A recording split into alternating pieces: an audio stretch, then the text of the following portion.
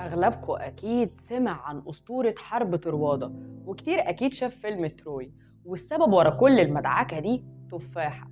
هتقولي إزاي يعني يا جدع؟ أنا هحكيلك.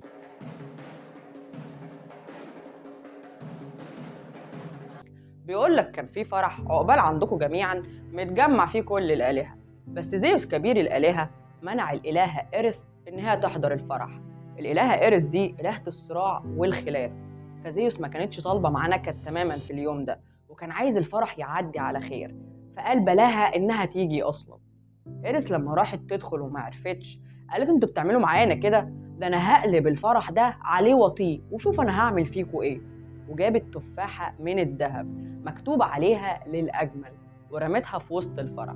من ضمن المعازيم كانت الإلهة أثينا والإلهة هيرا والإلهة أفروديت.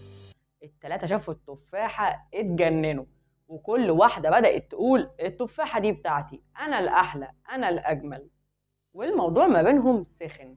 زيس قال لهم انا مش عايز اسمع نفس حد فيكم، ومش عايز وجع دماغ. انا هجيب اللي يخلص الحوار ده ويحكم ويقول التفاحة بتاعت مين.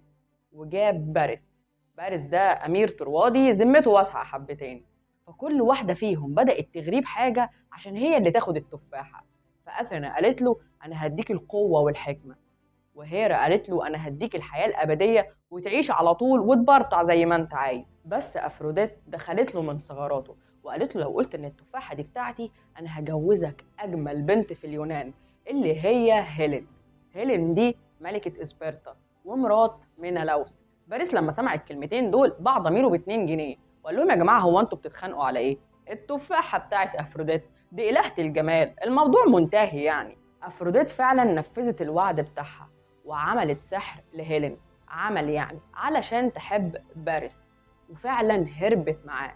اخو منلاوس لما عرف اللي حصل وان مرات اخوه هربت، قال انا اخويا يتقرطس واسكت كده؟ لا طبعا، ده انا ههد الدنيا باللي فيها. ولم الجيش وراح على طروادة وحاصر المدينة لمدة 10 سنين، وقدر يدخل المدينة من خلال خدعة حصان طروادة. الحرب دي اتقتل فيها ناس كتير جدا، من ضمنهم ملك طروادة، والطرفين اللي كانوا سبب في الحريقة دي كلها قدروا يهربوا. بس بعد فترة مفعول السحر بتاع أفروديت خلص، وهيلين رجعت لجوزها مرة تانية وكأن مفيش حاجة حصلت، ولا حد اتقتل ولا حرب قامت. وكمان خلفت منه بنت وسمتها هيرميون. وزي ما تفاحة خرجت آدم وحواء من الجنة، تفاحة برضو خلت بلدين يولعوا في بعض لمدة 10 سنين. وبس يا سيدي، هي دي كل الحكاية.